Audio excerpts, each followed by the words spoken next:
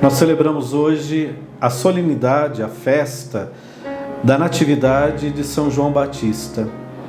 O Deus do impossível realizou um milagre na vida de Isabel e de Zacarias.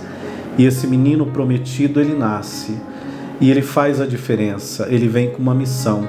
João Batista é o precursor de nosso Senhor Jesus Cristo.